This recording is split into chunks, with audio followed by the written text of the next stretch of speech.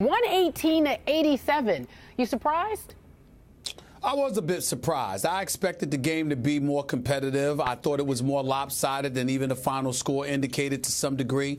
I didn't think that the Heat came to play. And to be quite honest with you, I'm going to co-sign with my man Brian Windhorst, who covers the Heat and covers LeBron James extensively, more so than anybody else in the media, by saying that the Heat were feeling themselves a little bit. Clearly, they had a loss to Houston the other night, but they attributed that to fatigue on the part of LeBron James more so than anything else. But considering the recent success that they had, they don't really concern themselves with the regular season as much as they do in April and May and June. But I think this is the kind of game that's going to serve as a wake-up call because they got handled last night. I'm not going to say totally blown out. I'll reserve that kind of banter for the Los Angeles Lakers and the atrocity that they put forth on national television last night. But for the purposes of the Heat and what we saw from them, they clearly came up short. The energy level wasn't the same. The focus wasn't the same. They were making entirely too many mistakes, 10 turnovers in the fourth quarter. This is not something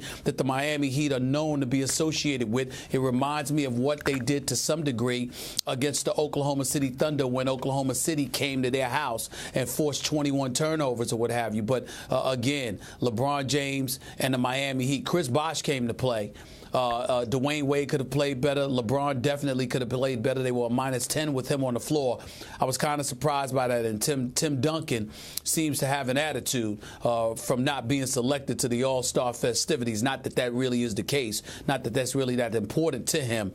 But he seems to be on hell-bent on sending a message, whether it's that or losing in the finals last year, whatever the case may be. They seem to be more mission-minded than the Miami Heat are right now. That doesn't mean it's going to last, but that's clearly the way it appeared last night. So you are surprised you did pick the Heat to win that game last night. Yeah. If Dwayne Wade had played, and he played, he so did. I picked them to win. Yes, and he played yes, sir. okay. Yeah. Now okay. It's my turn. I was not surprised at all by what I saw last night. I said on yesterday's show my Spurs would win that game. I thought they'd win it by 10. It was really more of a 16-point game until the end when it just got blown completely out of proportion.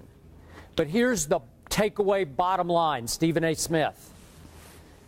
The old, slow, frail, unathletic San Antonio Spurs are back again. And I've been telling you, they're even better than they were last year when they flat out gave away an NBA championship. As I also told you yesterday, and as the Spurs reiterated after the game last night's game against the Heat on the TNT national stage was huge for this Spurs team because only now are they finally healthy, completely healthy for the first time all year.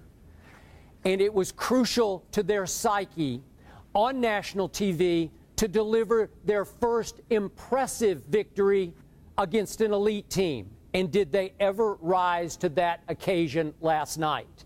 They threw a knockout punch at the Heat in the first quarter, as you know, 37-22.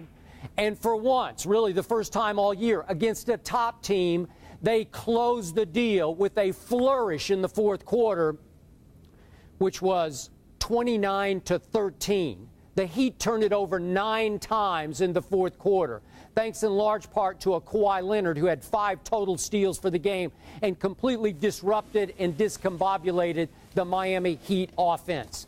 Last night, trust me, on that stage against those Spurs at home, nobody would have beaten them in the NBA. Not the Oklahoma City Thunder, not the red-hot Houston Rockets, which brings me to my man LeBron James. Also allow me to tell you, Stephen A. Smith, after a month of complimenting LeBron James, who has played at a phenomenally high level because I think he was angry about getting left out of the MVP conversation before the All-Star break, I cannot tell a lie about what I saw from LeBron last night. Kawhi Leonard, all of 22 years of age, so frustrated LeBron James that he threw in the towel with 1 minute and 44 seconds left in that game. And check this out, I was disappointed, Stephen A. He committed an intentional foul to stop play so he could take himself out of the basketball game. I thought that was beneath his 4-time MVP, 2-time championship dignity. But again, he got so frustrated midway through the first quarter that he ripped off his mask and said, I can't take it anymore because I'm having a tough shooting night. He was 1 for 11, as you know, outside the paint, 0 for 3 from 3. And he said, I'm going without a mask that he was supposed to wear for the next 2 weeks. And then later in the game, he had a couple of charging fouls called on him. He got incredibly frustrated. Kawhi was all over him as he's getting a little bigger and a little stronger, a little less tentative than he was last year. He is so long and so quick that I don't think anybody bothers LeBron any more than Kawhi Leonard does.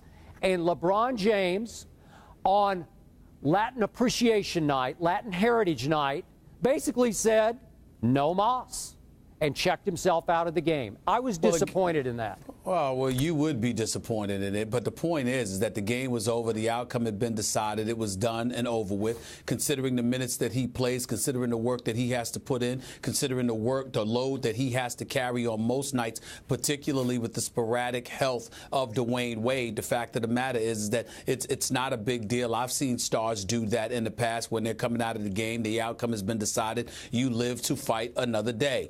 It is March. It is not May or June. It happens. And that's what you do. So it's not a big deal about it at all. And you should be ashamed of yourself for trying to make it a big deal.